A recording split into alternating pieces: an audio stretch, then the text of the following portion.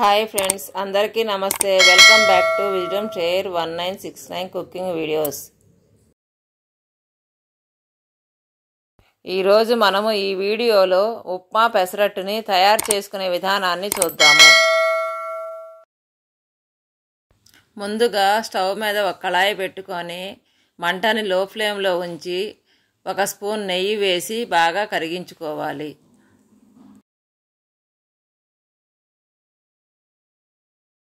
ఇప్పుడు దీంట్లోకి 1 కప్పు పల్లీలను పోసుకొని ఇవన్నీ వేగే అంతవరకు కూడా కలదిప్పుకుంటూ మాడిపోకుండా వేయించుకోవాలి.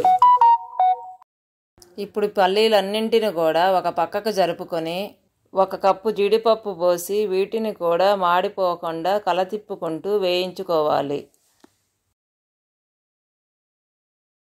ఇప్పుడు 1.5 సూచీ రవ్వను పోసుకొని కలదిప్పుకుంటూ ఒక 5-6 నిమిషాల పాటు వేయించుకోవాలి.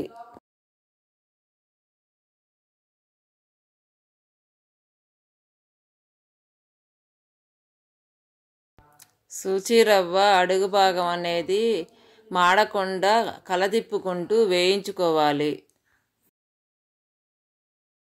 ఇప్పుడు మనం వేయించుకున్న రవ్వ మొత్తాన్ని కూడా ఒక బౌల్లోకి తీసుకోవాలి.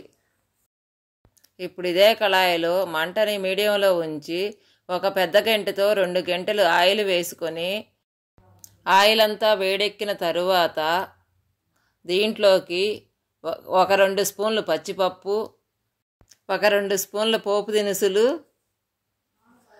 3 ఎండుమిర్చి వేసుకొని ఇవన్నీ కూడా వేగే అంతవరకు కూడా వేయించుకోవాలి.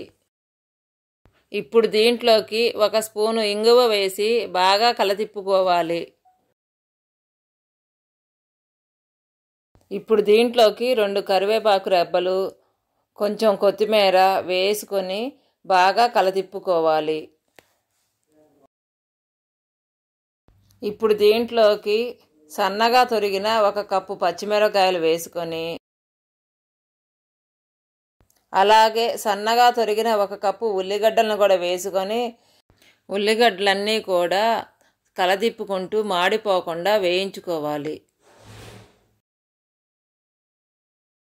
ఇప్పుడు ఉల్లిగడ్డలు కొంచెం వేగిన తరువాత 1 కప్పు టమాటా ముక్కలు, 2 స్పూన్ల అల్లం కూడా వేసుకొని టమాటా ముక్కలన్నీ మగ్గే అంతవరకు కూడా మూత పెట్టి వేయించుకోవాలి.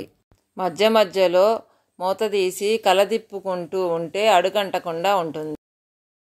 ఒకసారి ముక్కలన్నీ మగ్గిపోయిన తర్వాత దీంట్లోకి 1 స్పూను పసుపు వేసుకొని బాగా కలదిప్పుకొని 1 గిద్దెడు సూచీ రవ్వకి 3 గిద్దెల నీళ్లు చొప్పున మనం పోసుకున్న 1.5 రవ్వకి 12 గిద్దెల నీళ్లు పోసుకోవాలి. ఇప్పుడు దీంట్లోకి 1 స్పూన్ గల్లుప్పు వేసుకొని నీళ్ళన్నీ మరిగే అంతవరకు కూడా మూత పెట్టి మరిగించుకోవాలి. నీళ్ళన్నీ మరిగిన తరువాత మనం వేయించి పెట్టుకున్న రవ్వ మొత్తాన్ని కూడా కొంచెం కొంచెంగా వేసుకుంటూ గడ్డలు కట్టకుండా కలదిప్పుకోవాలి.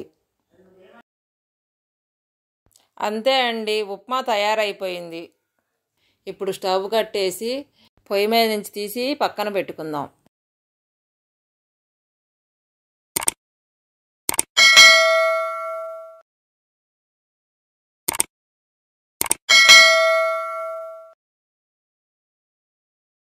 ఇప్పుడు మనము పెసరట్టు తయారు చేయటానికి 1 ఎంటీ బౌల్ తీసుకొని దాంట్లో 2 గ్లాసుల పెసలు, 3/4 గ్లాసు బియ్యం పోసుకొని కొంచెం నీళ్లు పోసి 3 సార్లు అలానే వాటర్ పోసుకుంటూ శుభ్రంగా వాష్ చేసుకోవాలి. ఇప్పుడు వాష్ చేసుకున్న పప్పులో అవి మునగటానికి సరిపడే అన్ని నీళ్లు పోసుకొని మూత పెట్టి 8 గంటల సేపు నానబెట్టుకోవాలి. ఇప్పుడు 8 గంటలు అయిపోయిందండి. పప్పు చూడండి ఎంత బాగా ఉబ్బిపోయాయో. వీటన్నింటిని కూడా శుభ్రంగా మళ్ళీ వాష్ చేసుకొని కొంచెం కొంచెముగా గ్రైండర్లో వేసుకుంటూ పిండిని మెదిగించుకోవాలి. ఇప్పుడు నాకు పిండి మెదగడానికి 10 నిమిషాల్లో మెదిగిపోయిందండి. ఇప్పుడు దీన్ని ఒక గిన్నెలోకి తోడుకుందాము. ఇప్పుడు ఒక మిక్సీ జార్ తీసుకొని దీంట్లోకి ఒక 6 పచ్చిమిరకాయలు, కొంచెం అల్లము వేసుకొని మూత పెట్టి గ్రైండ్ చేసుకోవాలి. ఇప్పుడు మనం గ్రైండ్ చేసుకున్న మిశ్రమాన్ని పెసరపిండిలో వేసుకొని కొంచెం వాటర్ పోసుకొని నేను పిండిని ఏ విధమైన కన్సిస్టెన్సీతో కలుపుకుంటున్నానో మీరు కూడా పిండిని ఇదే విధముగా కలుపుకోవాలి. ఇప్పుడు ఈ పిండిలో మీ రుచికి సరిపడే అంత ఉప్పును వేసుకొని పిండిని మరలా బాగా కలుపుకోవాలి. ఇప్పుడు స్టవ్ మీద ఒక అట్ల పెనాన్ని పెట్టుకొని మంటని హై ఫ్లేమ్లో ఉంచుకొని పెనం మీద కొంచెం వాటర్ అయినా లేకపోతే నూనెనైనా వేసుకొని నూనె పెనుమంతా బాగా వేడెక్కిన తరువాత మంటని సిమ్లో పెట్టుకొని నేను పెసరపిండితో దోశని ఏ విధముగా అయితే వేసుకుంటున్నానో మీరు కూడా ఇదే విధముగా వేసుకోవాలి. పెసరట్టు కొంచెం పల్చగా వేసుకుంటేనే పెసరట్టు పర్ఫెక్ట్గా రోస్ట్గా అయ్యి క్రిస్పీగాను టేస్టీగాను కూడా ఉంటుంది. చూశారు కదండి పెసరట్టు ఎంత పర్ఫెక్ట్గా రోస్ట్ అయిందో. ఇప్పుడు ఈ పెసరట్టు మీద కొద్దిగా ఉప్మా పెట్టుకొని నేను ఏ విధముగా అయితే ఉప్మాని దోశ మీద స్ప్రెడ్ చేస్తున్నానో మీరు కూడా ఇదే విధముగా స్ప్రెడ్ చేసుకోవాలి. ఇప్పుడు ఈ పెసరట్టుని ఒక 20 నుంచి 30 సెకండ్ల పాటు దోశ పెనం మీద ఉంచేసి ప్లేట్లోకి తీసుకోవాలి. ఇప్పుడు మనము ఇదే విధముగా ఇంకో పెసరట్టును కూడా వేసుకుందాము. మీ అందరికీ తెలియనిదేముంది, ఇంగ్లీష్లో ఒక సామెత ఉంది. అదేంటంటే రోజు ఒక యాపిల్ తింటే డాక్టర్ దగ్గరికి పోవాల్సినటువంటి అవసరమే ఉండదు. అలాగే రోజు పెసలు తినటం వలన మనకు కలిగే ప్రయోజనాలు అంతా ఇంత కాదు. పెసలల్లో ఉండే పోషకాల వలన మనకు జ్వరము, మలబద్ధకం లాంటి సమస్యల నుండి కూడా ఉపశమనం లభిస్తుంది. డెంగ్యూ లాంటి ప్రమాదకరమైన వ్యాధుల నుండి కూడా పెసలు మనల్ని రక్షిస్తాయి. పెసలల్లో ఉండే ప్రోటీన్ల వలన మన శరీర నిర్మాణము జరుగుతుంది, కండరాల పనితీరు మెరుగుపడుతుంది. అలాగే కణజాలం కూడా మరమ్మతులకు గురవుతుంది.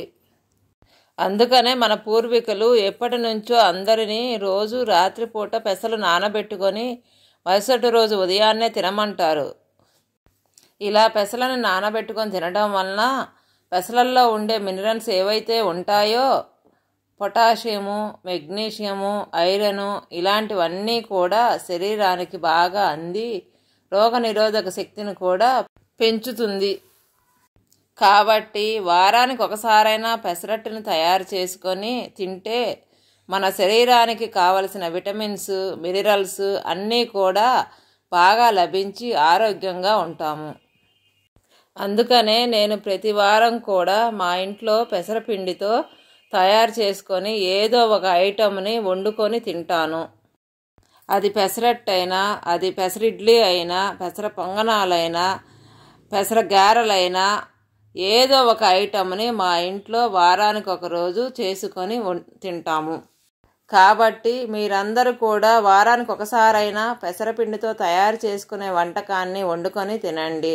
అప్పుడు మీ ఆరోగ్యం కూడా చాలా బాగుంటుంది. ఇప్పుడు శనగపప్పు చట్నీ తయారు చేసుకోవడానికి ఒక మిక్సీ జార్ తీసుకొని దీంట్లోకి గిద్దన్నర శనగపప్పు, కొంచెం చింతపండు, ఒక 5-6 పచ్చిమిరపకాయలు, రుచికి సరిపడేంత సాల్ట్ వేసుకొని మూత పెట్టి గ్రైండ్ చేసుకోవాలి.